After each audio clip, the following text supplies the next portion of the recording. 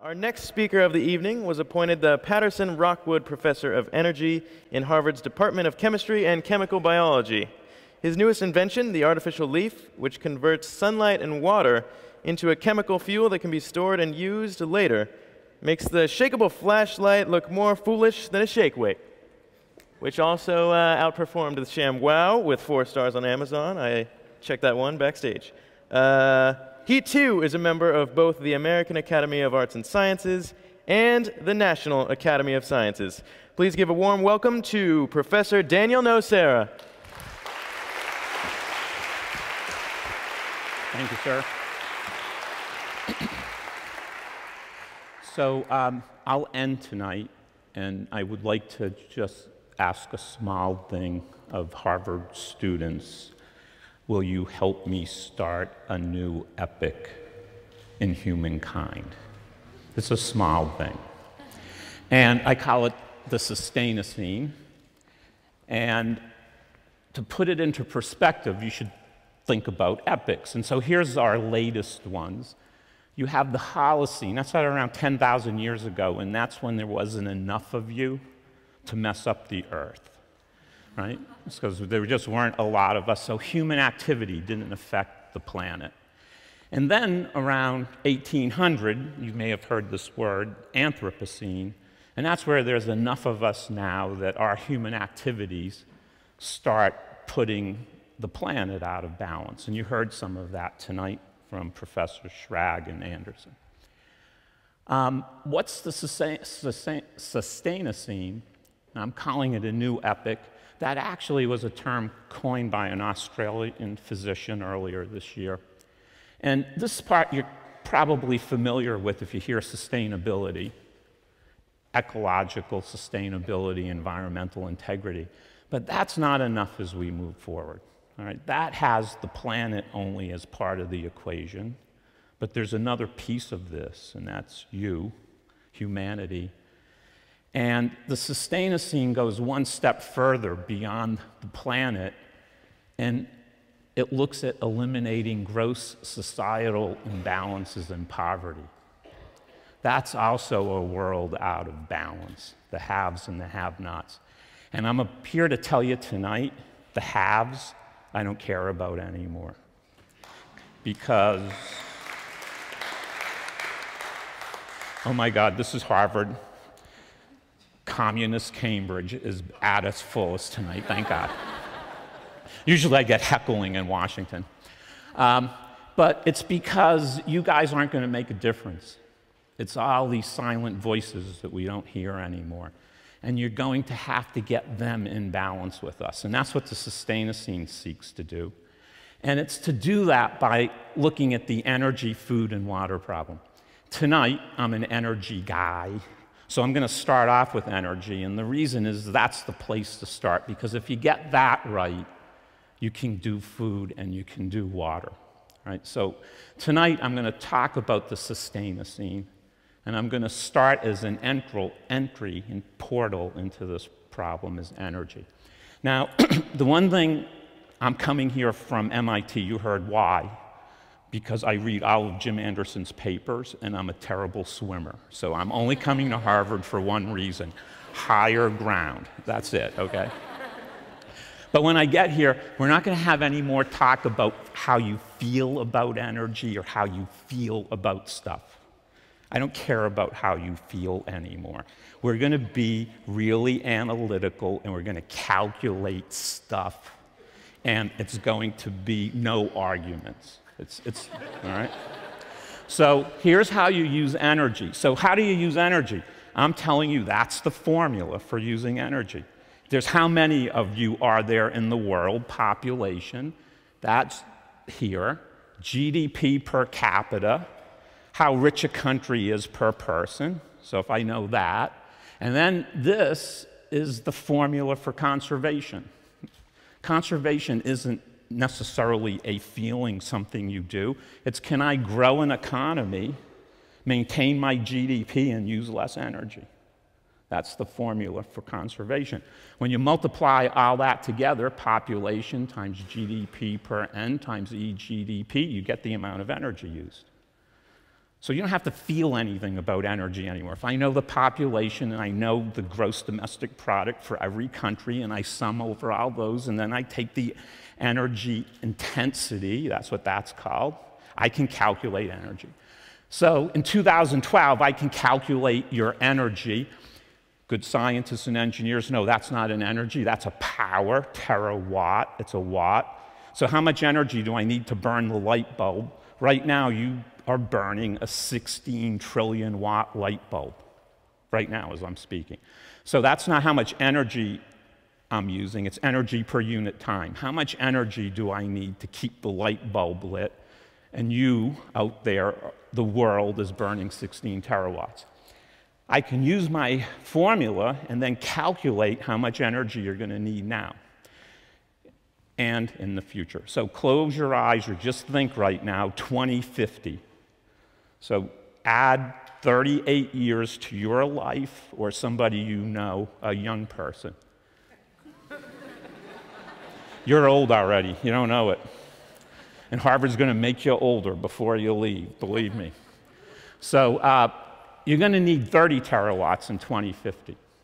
You're going to just basically double your energy need. By the end of the century, triple it, all right, if you do the formula.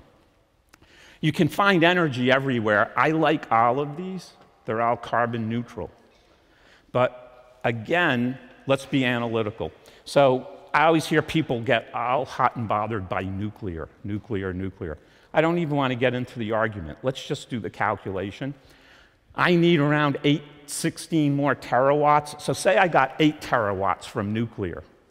I can do the math. A nuclear power plant, how much do you build it at? A gigawatt. You don't like making them bigger because they get dangerous. So if I take 8 terawatts and divide it by a gigawatt, what's the number? 8,000. So if I want 8 terawatts of nuclear energy, you're going to have to build me 8,000 new nuclear power plants. And I said in 40 years I need that energy, so let's keep doing the math. 8,000 divided by 40, 200. There's 365 days in a year. So you got to build me a new nuclear power plant every 1.5 days to get to 8 terawatts. You better really like nuclear, because you're going to be building a lot of it. And I said forever. Why would I say forever? Because when I build a nuclear power plant, I need to decommission it after 50 years or it's dangerous. So the one you just finished in 1.5 days, just as you're done building it, get ready to decommission the one you started with, because I got to rebuild it to maintain my 8 terawatts. Okay? So if you like nuclear, that's what you're in for. I can go through these other numbers, and it's all calculus, analytical stuff. I'm not making a political statement. This is doing the numbers, all right? Plant biomass on the entire face of the earth with the fastest growing crops. You get 6 terawatts. All right, that's it. So you start thinking, this isn't a big deal, 16 to 30. Look at these numbers. This is total amounts of energy. I'm a solar guy. Why do I like solar? Because there's a lot of it. Okay? You can get your hands on it. Let's start breaking the numbers down then. If there's 16 terawatts, I'm going to need 16. I need 16 more. Let's keep being analytical. One thing I forgot to tell you in my calculation to 30, I made the assumption that you're going to save 14 terawatts by 2050. That's energy intensity. So in my calculation, I assumed you're going to be good human beings, have great science and technology, and save 14 terawatts. And I still need 16 terawatts more. So why is that the case? Now I get to my original challenge. Has nothing to do with you. There's 3 billion people who aren't born yet. They're coming by 2050. And there's 3 billion of you who you don't hear or see, mostly the poor, and they don't use hardly any energy. So when you take those 6 billion people, and then I assign them an energy unit, and by the way, in case you've never realized it, if you calculate how many calories you're using a day, you're all 100-watt light bulbs. And so you really do shine brightly to me tonight, right? But isn't that sweet? She said, ah. Okay. So there's 6 billion, we need 6 billion new energy users, and if you start assigning 100 watts to them and do the math, that starts adding up. But there's a more important thing. It's not that they're going to take all the 16 terawatts, but as they increase in their needs, you want to set them off on the right path. And you've chosen the wrong one, coal, oil, and gas. And so if you want to get these people off on the right path and then have the right trajectory, you got to start now with them. And that means you got to do science and engineering in a different way. Jim and I are in the Academy of Sciences. Woo-hoo. You know how you get there? I have the brightest and shiniest and best thing in the world. Guess what? Who cares? When you're poor, you want the cheapest thing. You don't have anything, right? So it means in the next century, we're going to have to do science in a different way. I call it not the est science, the biggest, the smallest, the fastest, the slowest. That's what we do as scientists. It's doing science in a different way for the poor. And the beauty of that, if you address this problem, you actually go to the mission statement of the Sustainocene, to bring life into balance, just not ecologically, but humankind too. So that's why I would like to start this journey here at Harvard. Now, I just want to tell you quickly, just to end, I heard a lot about cities tonight. I just assigned an energy value to all of you, and then I said, I did math. I did arithmetic, as Bill Clinton said. What did I do? I assigned energy to you. I said there'll be 9.2 billion, and then I did multiplication. I extrapolated. I'm not the first to do that. My friend Bill Toomas got me onto this. In 1898, the first civil engineering conference gathered in New York City, and they didn't talk about land development or economic infrastructure. They were driven to desperation by horse manure.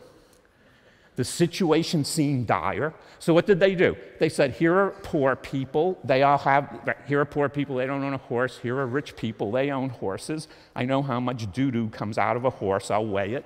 And then by 1950, these people are going to become rich. They're going to own horses. And now I got to just look at how much doo-doo comes out of a horse.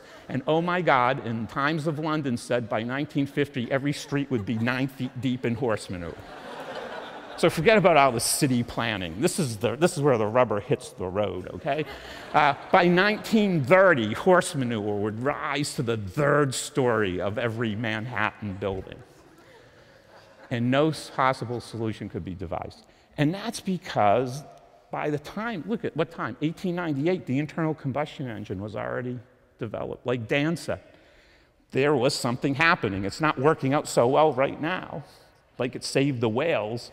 You saved yourself being 9 feet deep in horse, okay? So that's pretty good. But people didn't see that. That's what scientists do. We can, because that's extrapolation. When we invent something, you get on a different curve. The math doesn't add up. And that's what is called a paradigm shift. It's a change in how things are done, and all of a sudden the old math doesn't apply. So that is a good demonstration of paradigm shift, and it also proves to you that shift happens. I worked hard for that one, Cashin. Get them going here for me, please. So, Jack Cashin, what are you, a junior or a senior now? Senior. Oh, God. Okay, wait until the world gets a hold of Cashin. All right, so shift happens. So let me tell you a little bit of shift going on right now. This is how photosynthesis works. I don't know if you've ever thought about it. You remember in grade school, sunlight plus water plus CO2 makes sugar and O2. What they didn't tell you in grade school is sunlight comes in, the first thing the plant does is it splits water to oxygen and hydrogen. The hydrogen's then stored with CO2 to make sugar, but there's no energy storage here, none. That's just a way to store hydrogen because it's a gas. So it's all the energy storage is in water splitting. So what do I mean by that? Here's gasoline, carbon, carbon, carbon, hydrogen. I'm a chemist, you're gonna learn this now, I'm sorry. I'm in front of students, you're gonna learn some chemistry. There's oxygen, oxygen. Watch, I'm gonna burn the fuel. You see that?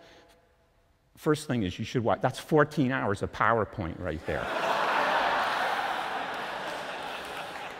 Okay, so I took high energy bonds, I burned it, got low energy bonds, and then what do I get out of it? Energy. What does photosynthesis do? Takes low energy content bonds in water, uses the plant, and then splits it to make hydrogen and oxygen. And then you burn the hydrogen. You can do it in a fuel cell, you could burn it, you could fix H2 with CO2, make a liquid fuel. That's what photosynthesis does. Why did it do that? This is how much energy is in water. If you take thermo from Professor Anderson, he's going to teach you that. I can then calculate that in a liter of water, I could store 13 megajoules of energy if I rearrange the bonds of water. That's the Harvard swimming pool. The hardest number was to get how many liters are in there, so I did. And now I can calculate how much energy I could store in that swimming pool. But I'm going to put it in power, because I told you I need 16 terawatts. What happens if I take water and convert it to hydrogen and oxygen per second? How much energy could I store? Remember how hard it was to get 8 terawatts? So if I could take a swimming pool of water globally per second to hydrogen and oxygen using the sun, look at the number, 38 terawatts. You only need 16. So you give me a pool of water, and if I could build a little energy device that I put in water, takes the sunlight, and then acts on the water and makes hydrogen and oxygen per second, you're at that amount of energy, okay? And so what I'll do, oh, I see, I didn't tell you 38, that's what Dan was telling me. Dan Schrag's going there, advance the clicker, advance the, and I started rushing because I don't want to be out of time either. So that's how much energy you can save. Isn't that beautiful? I can solve this world's energy problem carbon neutral just using sunlight in a pool of water. Are you going to use up the water per second? Nope, because what happens when you recombine hydrogen and oxygen? Energy comes out, you burn it, and you get the water back. So it's a closed cycle with the only input, sun in, energy out. So that's really beautiful. That's a tough job. People have been saying, can you do photosynthesis since 1912? Emulate what plants do. That would be nice for life. So a lot of people have tried. I'll just show you, I told you I was going to tell you some shift happening. We took some piece of silicon, and I'm not going to go into it. This isn't important. This is what job is of a scientist. But we figured out you could take sunlight, you then generate a wireless current, so like current out of a wall, we make a current. We made 2 special compounds that could capture the current, and then with that current, but no wires, and that's how a plant works. Sunlight comes in, wireless current, split water, sunlight in, wireless current, split water. We made this thing, the artificial leaf. And if you see, there's no wires, just layers, no membranes, works in any water source, simple engineering, highly manufacturable. Why am I saying all that? Because I just want to show you. So there it is, no big engineering. We made like a McDonald's hamburger, it's just layers. Drop it in water. So you just have a thing in water, splitting hydrogen and oxygen. You just send it to poor people. So that's the beauty of it. It's simple to use. There are people, this is a friend of Harvard. He's a mentor of mine and friend of mine, but he's also a friend of this university, Mr. Tata. And he's been trying to tell people, get up in the morning and do stuff for poor people. And if you want to make money, he's even telling you do it. He runs a huge conglomerate, $160 billion conglomerate, taking care of the poor of India. So it can be done. Why Harvard to end in the Sustainocene? And it gets back to Dan Schrag. He was saying there's 3 views. The 3 views you can't separate them. It's multiplication. It's sociology and culture times economics and policy times science and innovation. I just told you that because I'm a science geek. But I can't get this thing adopted if I don't understand sociology and culture and policy and economics and everything you heard today. And why Harvard? It's the only university that does all 3 pieces of the equation. So I want you all to be scientists, but you don't have to be to solve this problem, and it's every school at Harvard, and they all have to work together. It's the only school, in my opinion, that holistically can treat the problem. And it's going to be up to you guys to do it. And you only have like 38 years. So with that, thanks for listening.